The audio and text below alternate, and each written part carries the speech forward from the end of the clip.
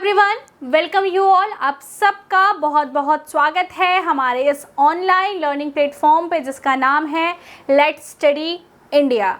So friends, आज हम देखने वाले हैं अपने बीएससी थर्ड सेमेस्टर की आगे की वीडियोस। अभी तक हमने क्या देखा, हमने कंपोनेंट ऑफ टेक्सोनॉमी तक चीज़ें देख ली थी। कंपोनेंट ऑफ टेक्सोनॉमी के बाद आज के इस वीडियो में हम लोग देखने वाले हैं हमने कुछ क्वेश्चंस करने वाले हैं जो कि हमारे हमने प्रीवियसली टॉपिक किया है उस पर बेस्ड होंगे। हम पहले कुछ जो है कि क्वेश्चंस करेंगे। उन क्वेश्चंस को करने के बाद हम लोग आज की इस वीडियो में हर्बेरियम के बारे में स्टार्ट करेंगे स्टडी। हर्बेरियम क्या होता है उसके बारे में जानेंगे, कैसे बनाया जाता है, क्या फ़ायदे होते हैं इसके और कैसे स्टोर किया जाता है। ये सारी चीज़ें आज के इस वीडियो में हम लोग देखने वाले हैं। सो आज की वीडियो में हम सबसे पहले कुछ क्वेश्चंस देखेंगे जो कि आपके प्रीवियस में जो भी टॉपिक्स कवर किए गए हैं उन पे बेस्ड हैं। सबसे पहला क्वेश्चन है ICBN स्टैंड फॉर। ICBN जो है वो किस चीज़ के लिए स्टैंड करता है या फिर किस चीज़ के लिए ICBN का फुल फॉर्म यहाँ पे मेनली आपसे पूछा है। What is the full form of ICBN? ICBN का मतलब क्या होता है मैंने आपको कल की वीडियो में ही बताया था। ICBN ऑप्शंस देख लेते हैं।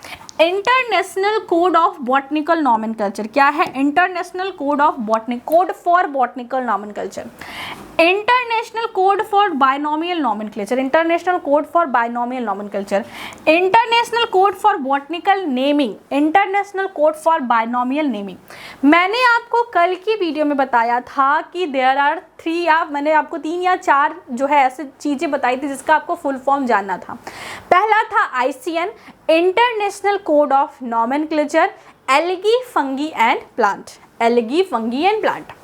ICBN का मतलब मैंने बताया था international code of botanical nomenclature, और ICZN का मैंने फुल फॉर्म क्या बताया था, international code of zoological nomenclature. पहले जो ICN है जिसे हम लोग कहते हैं international code of nomenclature of algae fungi and Plantae, उसी को पहले के समय में हम ICBN कहते थे, international code of botanical nomenclature. 2011 में एक सम्मेलन हुआ था, उस समय में इस नाम को चेंज करके मतलब कि ICBN को चेंज करके नया नाम दे दिया गया ICBN को, जिसे हम लोग कहते हैं इंटरनेशनल कोड ऑफ नॉमेनक्लेचर, और यहाँ पे फंगी के नॉमेनक्लेचर को भी इंक्लूड किया गया। तो यहाँ पे आपको सिर्फ और सिर्फ फुल फॉर्म पूछा है, तो international code for botanical nomenclature, भाई इसको एक टाइम के लिए छोड़ देते हैं। आगे देखते हैं, आगे दिया है international code for binomial nomenclature. तो बायनोमियल नॉमेनक्लेचर के लिए ये नहीं था, बायनोमियल नॉमेनक्लेचर में तो जूलॉजी के लिए भी आ जाता है, बॉटनी के लिए भी आता है, तो बायनोमियल नॉमेनक्लेचर के लिए नहीं था ICBN। आगे क्या है, international code of botanical naming. Naming word ही गलत है भाई, नेमिंग नहीं होता है, नॉमेनक्लेचर होता है, और यहाँ पे भी नेमिंग वर्ड दिया है international code of binomial naming. तो ना तो बॉटनिकल नेमिंग ना तो बायनोमियल नेमिंग, और यहाँ पे तो बायनोमियल नॉमेनक्लेचर ही दे दिया है, तो सारी चीज़ें गलत है। यहाँ पे आपका करेक्ट ऑप्शन नंबर फर्स्ट जाता है, जहाँ पे हमने देखा था क्या कि ICBN stand for international code for botanical nomenclature. ठीक है, नेक्स्ट में आपको क्या करना है, नेक्स्ट क्वेश्चन है उसमें दिया है कि इन मैंजीफेरा इंडिका, इंडिका इंडिकेट, जो नाम दिया है बायनोमियल नॉमेनक्लेचर के हिसाब से, मैंजीफेरा इंडिका क्या नाम है? I think red colour is not visible, we are using white. दिया है मैंजीफेरा और इंडिका। मैंजीफेरा इंडिका में जो इंडिका वर्ड है ये किस बात को रिप्रेजेंट कर रहा है, इसके बारे में क्वेश्चन पूछा है कि मैंजीफेरा इंडिका में इंडिका वर्ड क्या बता रहा है। पहली चीज है name of genus, indica is represented at name of genus. दूसरे में क्या कहा है, नेम ऑफ स्पीसीज के नेम ऑफ स्पीसीज को बता रहा है।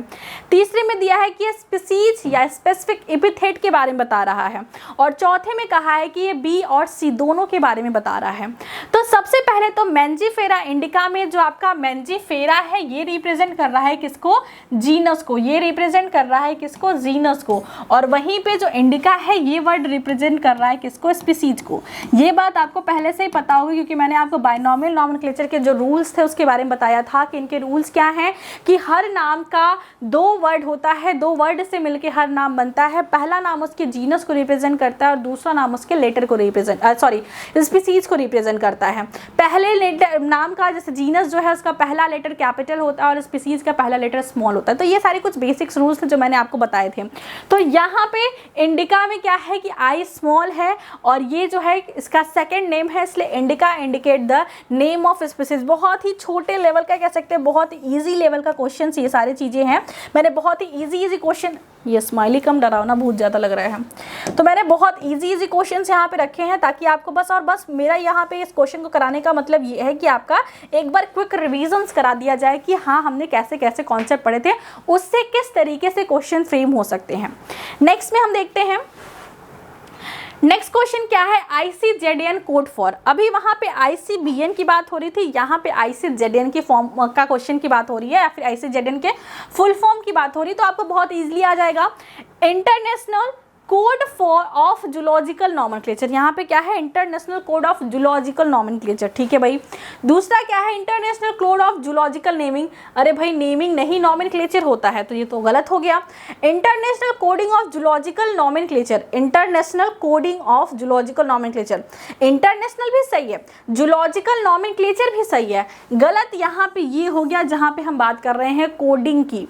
नेक्स्ट में क्या है, इन ब्रीडिंग। भाई जहाँ पे हम नाम की बात कर रहे हैं वहाँ पे आप ब्रीडिंग की बात कर रहे हो, तो ये तो वैसे ही गलत हो गया। तो पहला ऑप्शन ही इसका भी करेक्ट हो जाएगा, जिसमें हमने क्या कहा है, international code of zoological nomenclature stand for ICZN, ICBN, ICN, ICVCN। ये सारी चीज़ें आपको पता होनी चाहिए, सबके फुल फॉर्म्स एग्जाम में जनरली पूछे जाते हैं। कब चेंज हुआ था ICN से ICZBN हुआ था, सारी ICBN से कब ICN हुआ था, वो सारी चीज़ें पूछी जाती हैं। दिया है, the science of giving name of living organism is called. विज्ञान की वह शाखा या विज्ञान, वो वाला विज्ञान जो कि ऑर्गेनिज्म को नए नाम देता है, उन्हें हम क्या कहते हैं, the science of giving name. ऐसा साइंस जो कि नाम देता है of living organism, living organism को से क्या कहते हैं। जैसे आपने केमिस्ट्री वगैरह में भी पढ़ा होगा कि जो है कि अल्कोहल का नॉमेनक्लेचर, एल्डिहाइड का नॉमेनक्लेचर, या फिर IUPAC नॉमेनक्लेचर पढ़ा है ना। तो उसी तरीके से ऑर्गेनिज्म में भी हमने नॉमेनक्लेचर पढ़ा है। तो लिविंग ऑर्गेनिज्म में जो नाम देने की पद्धति होती है, नाम देने की जो साइंस होती है, उसे क्या कहते हैं। सबसे पहला ये नॉमेनक्लेचर, दूसरा लास्ट वाला है क्लासिफिकेशन, आइडेंटिफिकेशन, कैरेक्टराइजेशन।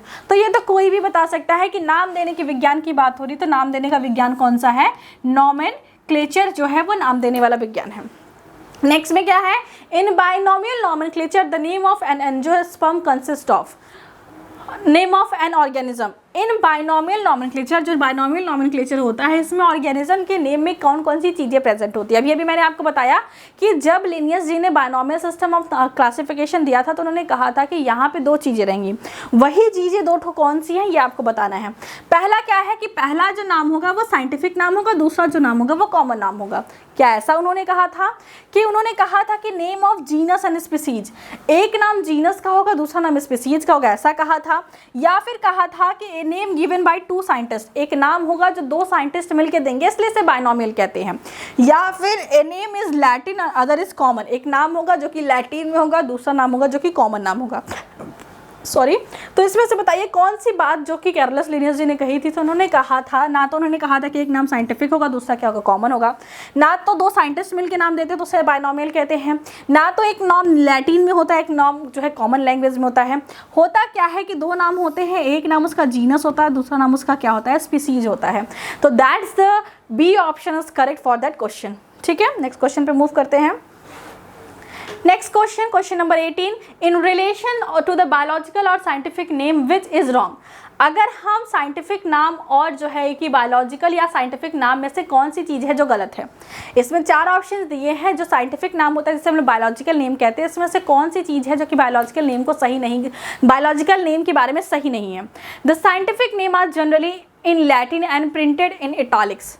जो साइंटिफिक नेम है वो क्या होता है, लैटिन में होता है, जब इसे प्रिंट करते हैं तो इटालिक्स में प्रिंट करते हैं। Scientific name ensure that one organism has only one name. Scientific name जो है या बायोलॉजिकल नेम जो है वो इंश्योर करता है किसी ऑर्गेनिज्म का एक ही नाम हो। आगे क्या है, scientific name are used all over the world. जो साइंटिफिक नेम होते हैं ये कंप्लीट वर्ल्ड में यूज़ किए जाते हैं। One scientific name can be use for two related species. एक साइंटिफिक नेम दो रिलेटेड स्पीसीज के लिए यूज़ किया किया जा सकता है। तो इसमें से आपको कौन सा ऑप्शन गलत लगता है? ऑप्शन नंबर 4 गलत है, क्योंकि एक नाम 2 रिलेटेड स्पीसीज के लिए यूज़ नहीं किया जा सकता। स्पीसीज क्या, सब स्पीसीज के लेवल में भी जाके अगर आप देखेंगे तो वहाँ पे जो है डिफरेंसेस होते हैं। तो साइंटिफिक नेम जो है वो जनरली लैटिन में होता है, जब उसे लिखते हैं तो थोड़ा सा तिरछा इटैलिक में लिखते हैं। सही बात है। इसमें इंश्योर किया जाता है किसी ऑर्गेनिज्म का एक ही नाम हो पूरे दुनिया में, सारी दुनिया में वही, पूरे वर्ल्ड में या पूरे अर्थ पे वही नाम अप्लीकेबल होता है। Biological name when hand written should be necessary be. जब बायोलॉजिकल नेम को हाथ से लिखा जाता है तो इसमें से क्या चीज़ है जो कि हमें ज़रूर करना चाहिए? पहला ऑप्शन है कि अंडरलाइन होना चाहिए, दूसरा ऑप्शन है कि इसे हमें बोल्ड में लिखना चाहिए, तीसरा ऑप्शन है कि कैपिटल लेटर में लिखना चाहिए, चौथा ऑप्शन है कि इसे इटैलिक्स में लिखना चाहिए। तो करेक्ट ऑप्शन है कि जब हम बायोलॉजिकल नेम को या साइंटिफिक नेम को हाथ से लिखते हैं तो उसके नीचे अंडरलाइंड होना चाहिए। जैसे कि आपने मान लो लिखा पाइसम सटाइवम, बहुत ही सिंपल सा है, मेरे दिमाग में बार बार पाइसम सटाइवम ही चलता है। आप लोग को लगता होगा कि मैम को बस एक ही साइंटिफिक नेम आता ही है, पाइसम सटाइवम। तो पाइसम सटाइवम जो है इसको लिख के ऐसे नीचे से अंडरलाइन कर देते हैं तो ही ये करेक्ट माना जाता है। तो ये था हमारे पास कुछ क्वेश्चंस। आई जस्ट चेक की और क्वेश्चंस हैं या नहीं। This is the last question. तो ये कुछ क्वेश्चन थे जो कि हमने प्रीवियसली किए हुए टॉपिक्स के ऊपर किया। क्वेश्चंस भी बहुत इजी थे और पहले हमने जो टॉपिक किए हैं वो टॉपिक भी काफ़ी ज़्यादा इजी थे। कुछ भी नया या कुछ भी बहुत बड़ी चीज़ हमने नहीं देखी थी। हमने अपनी बेसिक अंडरस्टैंडिंग के हिसाब से कुछ टर्म्स और कुछ चीज़ों को लर्न किया था, कुछ चीज़ों को समझा था। आज के इस वीडियो में हम लोग डिस्कस करने वाले हैं हर्बेरियम। हर्बेरियम और हर्बेरिया, 2 वर्ड आपने सुना होगा, हर्बेरियम और herbaria. Herbarium use for singular और हर्बेरिया यूज फॉर प्लूरल। मतलब कि एक आपने सीट पे चिपका उपका के बनाया तो उसे हम लोग हर्बेरियम कहते हैं। अगर बहुत सारी हर्बेरियम को कलेक्टिवली कहा जाए तो उसे हर्बेरिया कहते हैं। तो हर्बेरियम और हर्बेरिया 2 वर्ड, एक सिंगुलर के लिए दूसरा प्लूरल के लिए। होता क्या है हर्बेरियम, पहले इसको समझते हैं। और मुझे एक बात आप लोगों से कहनी थी कि बहुत सारे बच्चे बहुत पैनिक हो जा रहे हैं जिन्होंने बैच परचेज किया है कि मैम इतने दिन में सिर्फ इतनी ही क्लासेस मिली हैं, या फिर मैम जो है कि क्या ऐसे हमारा सिलेबस कंप्लीट हो पाएगा, ऐसे हमारे कुछ मैसेजेस मिल रहे हैं। तो आप लोग टेंशन बिल्कुल नहीं लीजिए। 3rd सेमेस्टर बॉटनी के सिलेबस में ज़्यादा से ज़्यादा चीज़ें आपको लर्न करने की रिवीजन करने वाली है, कॉन्सेप्चुअल चीज़ें बहुत कम हैं। तो मैं चाहूँगी तो मैं फटाफट आपके सिलेबस को कंप्लीट करा सकती हूँ, क्योंकि कंपोनेंट ऑफ टेक्सोनॉमी तो भाई 15 मिनट का टॉपिक है, लेकिन इसमें मैंने 4 लेक्चर लिए। क्यों? क्योंकि आपको चीज़ें बहुत अच्छी तरीके से समझ में आए। तो अभी हमारा भी बैच के फॉर्म में स्टार्टिंग है, कुछ टेक्निकल इशू हो जाते हैं। अगर आप हमारे पॉइंट ऑफ व्यू से देखेंगे तो कभी कभी क्या होता है, वीडियो रिकॉर्ड होती है और कभी कभी कैमरा बीच में से ही बंद हो जाता है, वीडियो रिकॉर्ड ही नहीं हो पाती। कभी ऐसा होता है कि वीडियो रिकॉर्ड होती है लेकिन वीडियो ब्लर हो जाती है, तो हमें उसे फिर से रिकॉर्ड करना पड़ता है। तो कुछ छोटे छोटे इशूज़ हैं जिसको हम भी फेस कर रहे हैं और हमारा भी स्टूडेंट फेज है। तो आपने अगर अपना 513 रुपये अगर हमारे बैच में दिए हैं तो आपको 513 का कई गुना हम आपको रिटर्न करेंगे। तो ऐसी कोई बात नहीं, ऐसा पैनिक होने वाली कोई भी सिचुएशन नहीं है। हम आपके सिलेबस को ऑन टाइम कंप्लीट करेंगे, ये हमारी रिस्पॉन्सिबिलिटी है। और बहुत ही जल्द आपको रेगुलर क्लासेस मिलेंगी। क्लासेस आपको रेगुलर मिल रही हैं, संडे को आपको क्लासेस नहीं मिलेंगी और कोई फेस्टिवल वाला दिन रहेगा तो उस दिन आपकी हॉलीडे रहेगी या फिर उस दिन आपको क्लासेस नहीं मिलेंगी। अदरवाइज आपको जो है कंटिन्यूअस क्लासेस मिलेंगी, नोट्स मिलेंगी, सारी चीज़ें आपको मिलेंगी। बस थोड़ा सा आप लोग को पेशेंस बना के रखना है।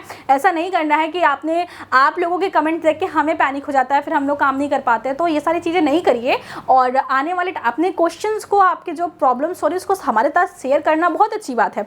लेकिन ये पैनिक करना कि मैम हमने बोला था कि 1 तारीख से बैच स्टार्ट होगा और आज तो जो है कि 7 तारीख हो गया, 6 तारीख हो गया, तो फिर आज तक हमें सिर्फ 3 ही वीडियो मिली, 4 ही वीडियो मिली, ऐसी प्रॉब्लम को पैनिक करना जो है कि थोड़ा सा टाइम दीजिए हमें प्लेटफॉर्म को भी, हमारी टेक्निकल टीम को और अपने टीचर्स को।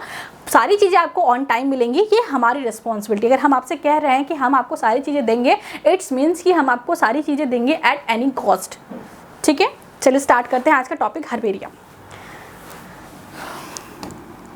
Topic is herbarium.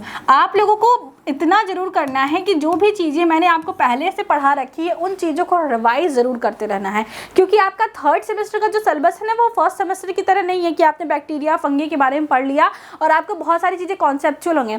आप फैमिलीज पढ़ने स्टार्ट करोगे, फैमिली है बहुत अच्छी चीज़, आप फैमिली से अपने चारों तरफ के बारे में जान सकते हो, लेकिन उसको समझने के लिए एक बार आपको बहुत सारे टर्म्स जानने पड़ेंगे, समझना पड़ेगा। यहाँ तक कि कुछ ऐसी चीज़ें हैं जो कि आपको रटनी पड़ेंगी।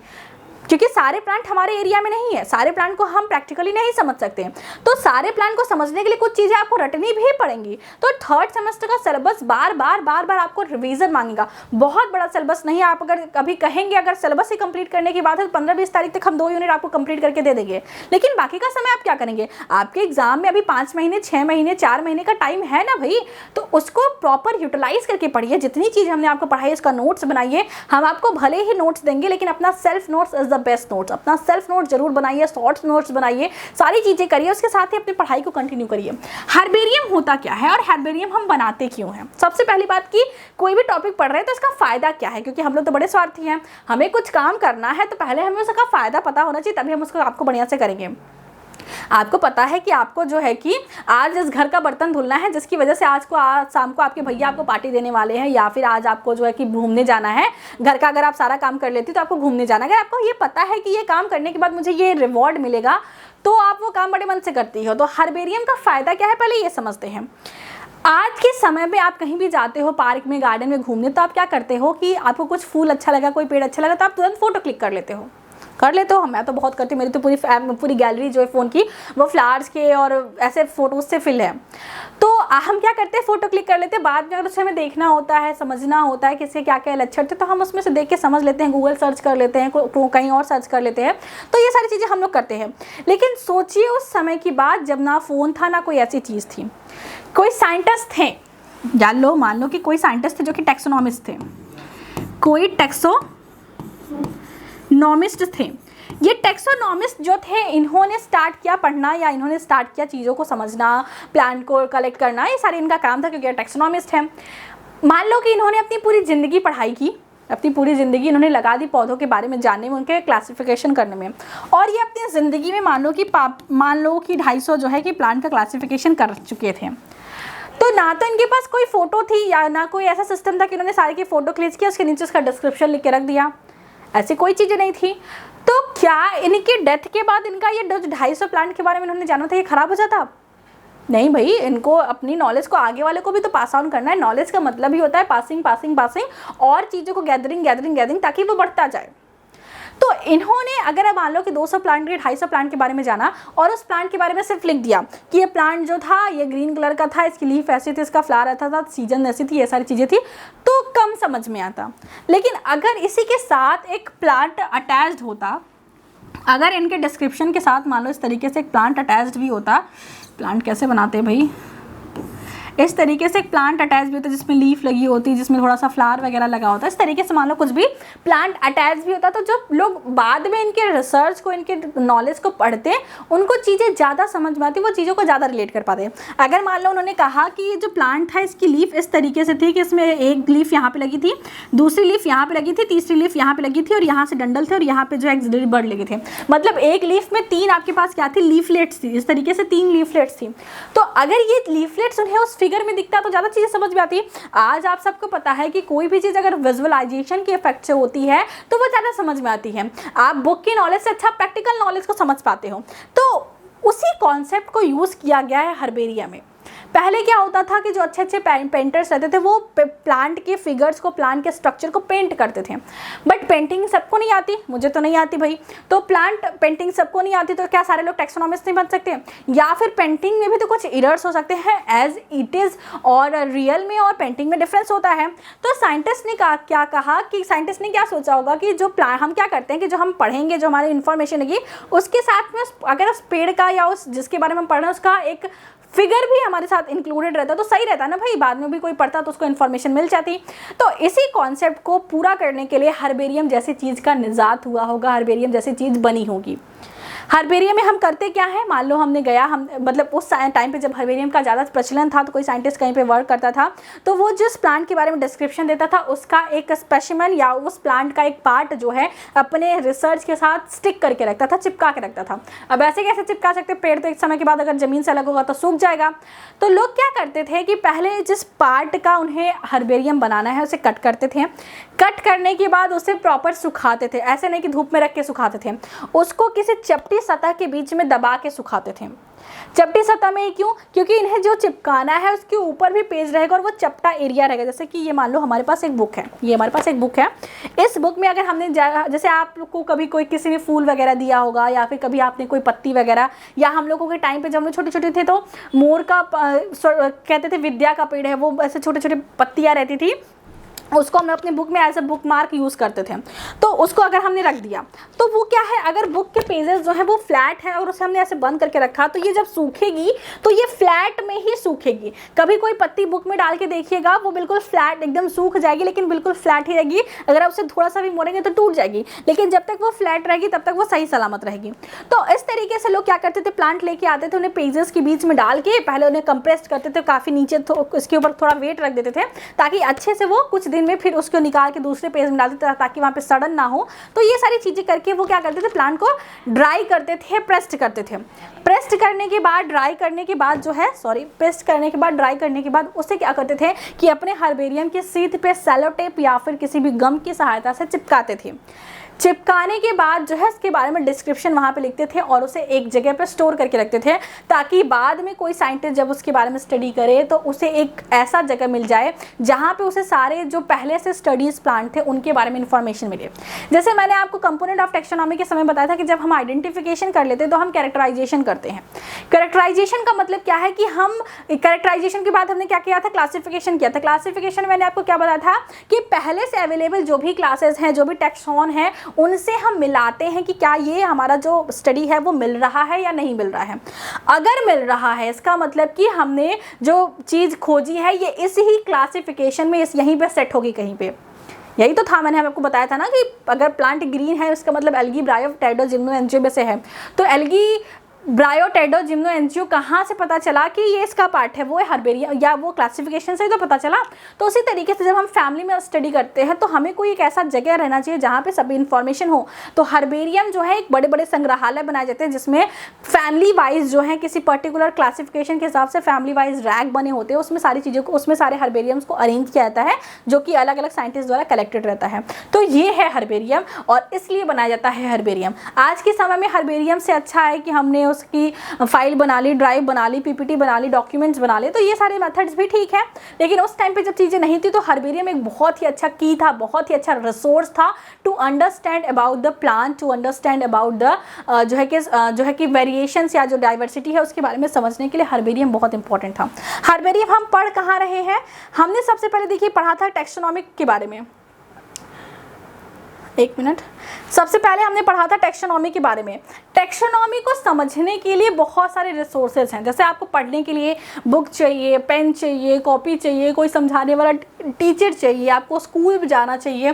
तो ये सारी चीज़ें क्या हैं, कुछ रिसोर्स हैं जो कि आपका जो काम है उसको फुलफिल करने में हेल्प कर रही है।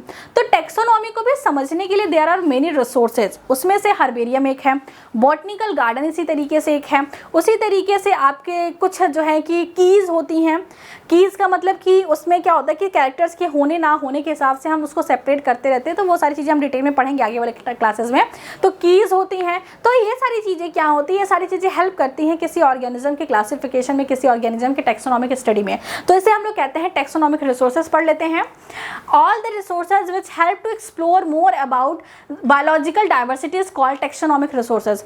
वो सारे रिसोर्सेज जो हमें बायोलॉजिकल जो क्लासिफिकेशन है, जो बायोलॉजिकल डाइवर्सिटी है उसको और एक्सप्लोर करने में हेल्प करती है, उसे हम लोग क्या कहते हैं, टैक्सोनॉमिक रिसोर्सेज कहते हैं। कौन कौन से टैक्सोनॉमिक रिसोर्सेज आपको देखने को मिलते हैं, herbarium, just wait, herbarium, botanical gardens, keys, जो है कि बॉटनिकल गार्डन 2 बार हो गया है, कीज़, ये सारी कुछ चीज़ें हैं। आज के समय में एक बहुत इंपॉर्टेंट एस्पेक्ट हो जाता है इंटरनेट। तो ये सारी चीज़ें जो हैं, ये सारी चीज़ें हेल्प करती हैं किसी ऑर्गेनिज्म के किसी टैक्सोनॉमिकली जो डाइवर्सिटी है, बायोलॉजिकल जो डाइवर्सिटी है उसको अंडरस्टैंड करने में, इसलिए इसे हम लोग टैक्सोनॉमिक रिसोर्सेज कहते हैं। हमारा मेन फोकस किसके ऊपर है, आज के इस क्लास में हमारा मेन फोकस है हर्बेरियम के ऊपर। तो हर्बेरियम को स्टार्ट करते हैं पढ़ना कि what is the herbarium. Herbarium देखिए इस तरीके से आपने स्कूल वगैरह में हर्बेरियम बनाया होगा, किसी चीज़ की पत्ती वत्ती तोड़ी होगी, उसे सुखाया होगा और इस तरीके से सेलो टेप की सहायता से या फिर गोंद वगैरह की सहायता से इसे यहाँ पे स्टिक किया होगा। नीचे यहाँ पे आपकी कुछ इन्फॉर्मेशन होगी कि आपने क्या किसने कलेक्ट किया है, कौन सी फैमिली का था, इसका जनरल नाम क्या था, जो है कि किसने किया है, कौन सा डेट था, ये सारी चीज़ें यहाँ पे जो है कि फिल की जाती है। तो वो तो हर्बेरियम के फिलिंग के समय में समझेंगे कि क्या मेथड्स होते हैं। सबसे पहले हर्बेरियम होता क्या है, कलेक्शन ऑफ प्लांट और प्लांट पार्ट, प्लांट का या प्लांट के किसी हिस्से का ये कलेक्शन होता है, विच आर ड्राइड, जिसे जो कि सुखाया जाता है, ड्राई किया जाता है, प्रेस्ड किया जाता है, प्रेस्ड होता है, माउंटेड मतलब अटैच किया जाता है, चिपकाया जाता है ऑन हर्बेरियम सीड के ऊपर, which has been identified and classified according to a defined system of classification, जिसे हम आइडेंटिफाई करते हैं या क्लासीफाई करते हैं according to defined system of classification. और मेनली हर्बेरियम में बेंथम एंड हुकर के क्लासिफिकेशन का सिस्टम जो है वो अपनाया जाता है। क्या होता है Bentham and Hooker classification system, वो हम आगे समझेंगे। इतनी बात समझ रहे कि हर्बेरियम होता क्या है, ये कलेक्शन होता है किसका, प्लांट का या प्लांट के किसी हिस्से का। जैसे अब आम का पूरा पेड़ तो आप कलेक्ट करके रख नहीं सकते, नीम का पूरा प्लांट तो आप कलेक्ट करके रख नहीं सकते, तो प्लांट का कुछ हिस्सा या प्लांट होता है या प्लांट का कुछ हिस्सा होता है जो कि सुखाया जाता है, प्रेस्ड किया जाता है और उसके बाद माउंटेड किया जाता है, माउंट किया जाता है हर्बेरियम सीड पे, which have been identify and classification according to defined system of classification so that they provide maximum information about the plant is called herbarium. ताकि ये ऐसा क्यों किया जाता है, ताकि हमें एक जगह पे सारे के सारे बहुत ज़्यादा जहाँ जितने भी हर्बेरियम है उन सारे प्लांट ग्रुप के बारे में इंफॉर्मेशन मिल सके, इसलिए इस तरीके से हर्बेरियम बनाए जाते हैं। कुछ इस तरीके से हर्बेरियम बनाया जाता है। आपने अगर बनाया होगा तो बहुत अच्छी बात है, अगर नहीं बनाया होगा तो फिर आपको इस सेमेस्टर में तो बनाना ही होगा। कुछ हमें चीज़ें चाहिए होती हैं हर्बेरियम बनाने के लिए। हर्बेरियम जैसे बनाना है, पेड़ को काटना है तो कुछ चीज़ काटने वाली चाहिए। अगर मान लो कोई ग्रास फैमिली है, कोई हर्ब फैमिली है, तो उसको ज़मीन से रूट सहित निकालते हैं तो अंदर से डिप करने के लिए खुरपी वगैरह चाहिए होगी। और जो है मान लो कोई वुडी पार्ट है तो उसे कट करने के लिए हमें कुछ स्ट्रॉन्ग चीज़ कट करने वाला चाहिए। और जो है उसे कलेक्ट करके रखने के लिए हमें कुछ चीज़ चाहिए, पेपर चाहिए, सीजर चाहिए। तो ये सारी कुछ बेसिक्स नीड है जो कि हमें हर्बेरियम कलेक्शन के समय या हमें स्पेसिमेन कलेक्शन के समय हमारे पास होनी चाहिए। तो कौन कौन सी चीज़ें हैं हमारे पास, एक डिगर होना चाहिए, मतलब जो ऐसे खुरपी जैसे हम किसी चीज़ को खन सकें, डिगर होना चाहिए, प्रूनिंग नाइफ होनी चाहिए, काटने वाली जो प्रूनिंग नाइफ जो चाकू होता है प्रून जिससे हम करते हैं वो होनी चाहिए।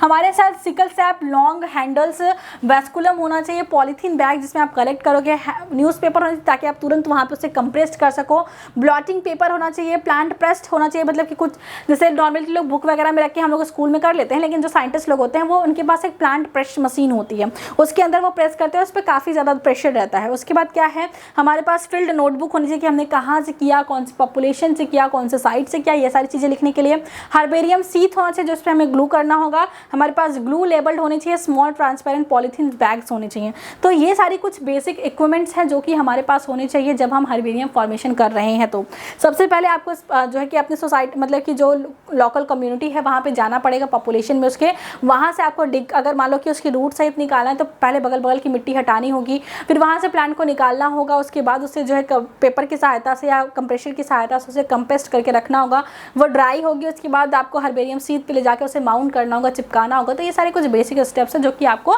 करने होंगे eight the time of the जो है कि हर्बेरियम फॉर्मेशन। तो ये आपके पास चीज़ें हो गई। नेक्स्ट में आपको क्या बताना है, इंपॉर्टेंट पॉइंट्स। तो क्या सारी चीज़ें का हर्बेरियम बन सकता है? जैसे पत्तियां हैं, चिपटी है, उसे दबा के हर्बेरियम बना लिया, ठीक है भाई। कभी आपने जिम्नोस्पर्म्स के कोन्स देखे हैं कैसे वुडी से होते हैं? कभी आपने एलोवेरा देखा है? क्या एलोवेरा को हम लोग कंप्रेस्ड करके सुखा सकते हैं? उसके अंदर तो पूरा जल ही भरा होता है। तो क्या हम लोग नागफनी के अंदर जो है कि हर्बेरियम बना सकते हैं? जो सकुलेंट होते हैं, मतलब जो बीच में से मांसल पार्ट जिसके होता है, सकुलेंट्स का हर्बेरियम बना नहीं पाते हैं क्योंकि सकुलेंट में क्या होती है, फंगस लग जाती है, इतना वो मांसल होता है कि उसको सुखाना इज नॉट ईजी टास्क। तो सकुलेंट वगैरह का क्या होता है कि एक जार में फॉर्मेलिन के सोल्यूशन में हम लोग उसे स्टोर करके रखते हैं। जैसे एनिमल्स का, जैसे प्लांट को तो चिपका के रख लिया, लेकिन एनिमल मरा है तो उसको कहाँ चिपका के रखेंगे? तो उसे भी फॉर्मिक एसिड में डाल के रखते हैं एज अ, जो कि जैसे हमने एक जगह पे हम प्लांट की स्टडी कर पाएँ इसलिए हमने हर्बेरियम बनाया, एक जगह हम एनिमल की स्टडी कर पाएँ इसलिए हमने भी कुछ ऐसी चीज़ें बनाई हैं जिसमें हम लोग एनिमल्स को रखते हैं फॉर्मिक एसिड के फॉर्म में, फॉर्मिक एसिड के सोल्यूशन में। तो ये चीज़ें हैं कुछ बेसिक इन्फॉर्मेशन जो कि है कि सकुलेंट जो होते हैं, जो कि आपके मरुस्थलीय प्लांट होते हैं, जो सकुलेंट्स होते हैं, उन्हें हम माउंट नहीं कर सकते हर्बेरियम सीड पे, इसलिए उन्हें जो है कलेक्ट किया जाता है 4% ऑफ फॉर्मेलिन में। इनको जो है स्टोर किया जाता है 4% फॉर्मेलिन के सोल्यूशन में, या फिर इनके प्लांट पार्ट को जो है कि हम लोग स्टोर करके रखते हैं, जैसे स्पेसिमेंस और possesses all part included root system, flower and young fruits. Greatest herbarium involve is herbarium of royal botanical garden Kew England. ये जो है रॉयल, नाम में ही रॉयल है, तो क्या है, royal botanical garden of Q. जो बॉटनिकल गार्डन है उसका नाम क्या है, रॉयल बॉटनिकल गार्डन। कहाँ सिचुएटेड है, क्यू, और क्यू ये कहाँ है, ये है इंग्लैंड में। ये वर्ल्ड का सबसे बड़ा हर्बेरियम है और यहाँ पे सबसे ज़्यादा कलेक्शंस, यहाँ पे मिलियंस में आपको प्लांट स्पीसीज के कलेक्शंस हर्बेरियम्स देखने को मिलेंगे। हमारे पास में जो लखनऊ है वहाँ पे भी बिरबल साहनी का इंस्टीट्यूट है, जहाँ पे आपको हर्बेरियम देखने को मिलेंगे। तो वहाँ पे भी जाके आप स्कूल वगैरह की विजिट में, वहाँ पे स्कूल्स वगैरह की विजिट जाते हैं और आप वहाँ पे जाकर स्टडी कर सकते हैं। स्टेप्स क्या क्या हैं, कौन कौन से आपको स्टेप्स करने होंगे हर्बेरियम कलेक्शन के समय, उसके बारे में समझते हैं। सबसे पहली बात है कलेक्शन ऑफ स्पेसिमेन और प्लांट मटेरियल। आपको सबसे पहले आपको जिस चीज़ का स्पेसिमेन बनाना है उस फील्ड में जाके आप उसे कलेक्ट करना होगा। जिस पार्ट का स्पेसिमेन बनाना है आपको ऐसा पार्ट लेना होता है जहाँ से आपको मैक्सिमम टू मैक्सिमम इन्फॉर्मेशन मिले। वेजिटेटिव इन्फॉर्मेशन से ज़्यादा इंपॉर्टेंस दी जाती है फ्लोरल इन्फ्लोरेसेंस की, क्योंकि मोस्टली जो क्लासिफिकेशन का क्राइटेरिया है वो फ्लोरल इन्फ्लोरेसेंस के ऊपर बेस्ड होता है। कैलिक्स करोला कैसा है, एंडोसिम गाइनोसियम कैसा है, उनकी अरेंजमेंट कैसी है, क्या चीज़ें हैं। फ्लोरल कैरेक्टर ज़्यादा स्टेबल होते हैं, इसलिए फ्लोरल कैरेक्टर को ज़्यादा इंपॉर्टेंस दी जाती है, रिप्रोडक्शन को ज़्यादा इंपॉर्टेंस दी जाती है। तो आपको सबसे पहले अपने स्पेसिमेन को कलेक्ट करना है। कलेक्ट करने के बाद आपको इन्हें ड्राई करना है। 24 से 48 घंटे में आपको इनको ड्राई करना है और बार बार इनको जिस पेपर में आप ड्राई कर रहे हैं उसे चेंज करते रहना है। ये चेंज करने का जो ड्यूरेशन है ये इस बात पर डिपेंड करता है आपका स्पेसिमेन कैसा है, क्या वो बिल्कुल ड्राई स्पेसिमेन है, एक पतली सी लीफ है, या फिर कुछ मांसल सा पार्ट है, या आप उसमें रूट्स वगैरह भी रखे हैं। तो आपका जितना मांसल पार्ट होगा आपको उतनी जल्दी अपने पेजेस को चेंज करना होगा, ताकि वहाँ पर फंगल इन्फेक्शन वगैरह के कोई भी चांसेस ना हो और वो आसानी से ड्राई हो जाए। तो ड्राई करने के बाद आपको क्या करना होगा, जैसे आपने ड्राई किया तो उसके ऊपर आपको क्या करना है, गोंद वगैरह लगाने होंगे और उसे उठा के ले जाके अपने माउंटेन जो है कि अपने हर्बेरियम सीड पे माउंट करना होगा, या फिर हर्बेरियम सीड पे उसे रख के छोटे छोटे स्टेप की सहायता से उसके हर पार्ट को चिपकाना होगा। तो placing the specimen on the herbarium seed, आपका जो स्पेसिमेन है उसे हर्बेरियम सीड पे रखना होगा और with glue and sellotape with is called mounting. Mounting का मतलब ये होता है कि आपका जो हर्बेरियम का आपका जो स्पेसिमेन है उसे हर्बेरियम सीड पे ले जाके चिपकाना है, चाहे ग्लू से चिपकाओ, चाहे आप सेलोटेप से चिपकाओ, जिससे भी चिपकाओ, it's totally depend upon you. So sellotape से ही क्यों, ताकि पीछे की चीज़ें आपको दिखे। पता चला ब्लैक वाला टेप लगा दिया, गिफ्ट रैप करने वाला टेप लगा दिया तो कुछ दिखाई नहीं, तो ऐसा नहीं करना है। Stitching the dried part of the plant so that it is fixed to the जो है कि सीट प्रॉपरली, आपको प्रॉपरली जो है उस सीट पे इस चीज़ को फिक्स करना है ताकि वो वहाँ से हटे ना। उसके बाद आपको क्या करना है, क्योंकि आपको पता है कि प्लांट का एक वो हिस्सा है और ज़मीन पे भी तो पेड़ गिरता है, पेड़ की पत्ती गिरती है, सूखती है, लेकिन वो क्या होती है, डिग्रेड हो जाती है, डिकम्पोज हो जाती है। तो डिकम्पोजिशन से फंगी और बैक्टीरिया के एक्शन से बचाने के लिए इसके ऊपर कुछ जो है फंगीसाइड के स्प्रे किए जाते हैं। Spraying preservative such as fungicides का इस पर यूज़ किया जाता है ताकि आपका जो हर्बेरियम है वो माइक्रोब्स वगैरह ना खाएं। घर में पुराने किताब तक तो माइक्रोब्स खा जाते हैं, तो यहाँ पे तो प्लांट जीता जाता प्लांट को काट के सुखा के रखा गया है। तो इसके केयर में भी काफ़ी खर्चा गिरता है और काफ़ी अच्छी तरीके से केयर करना पड़ता है और इसमें जो है कि हमें एक फंगीसाइड का स्प्रे करना होता है ताकि सारी चीज़ें जो है प्रिजर्व फॉर्म में रहें।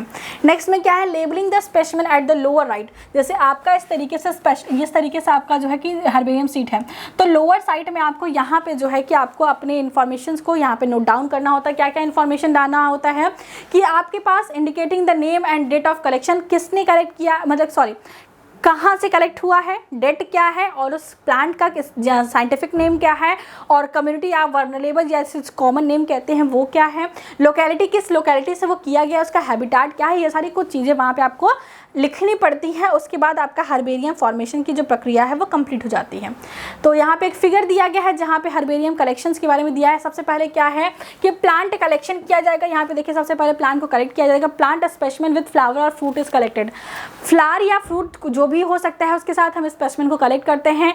Document of field site data, आपके पास जो भी डाटा है उनके अनुसार उसे हम लोग डॉक्यूमेंट करते हैं। Certain data to be recorded at the time of plant collection, कुछ इन्फॉर्मेशन आप प्लांट जहाँ पे कलेक्ट करते हैं उस हिसाब से ही लिखते हैं, जैसे कि आपका डेट क्या है जब आपने कलेक्ट किया, टाइम क्या था, कंट्री क्या था, स्टेट क्या था, सिटी क्या था, स्पेसिफिक लोकेलिटी इन्फॉर्मेशन मतलब वो किस पर्टिकुलर गाँव के किस पर्टिकुलर एरिया से आपने लिया है, वहाँ का लैटिट्यूड लॉन्गिट्यूड क्या है, क्योंकि अब हम ये भी पता कर सकते हैं। एलिवेशंस क्या है वहाँ के, लैंडमार्क, कुछ इंपॉर्टेंट लैंडमार्क के बारे में ये सारी चीज़ें आपको उसी समय पे लिखना होता है। पता है ये सारी चीज़ें क्यों लिखाई जाती हैं? जैसे मान लो कि जब बहुत सारे ऐसे हर्बेरियम्स हैं जो कि जब कलेक्ट किए गए थे तब ये धरती पे बहुत ज़्यादा अमाउंट में थे, लेकिन अब एक्सटिंक्ट हो चुके हैं या फिर अब कॉमनली देखने को नहीं मिलते।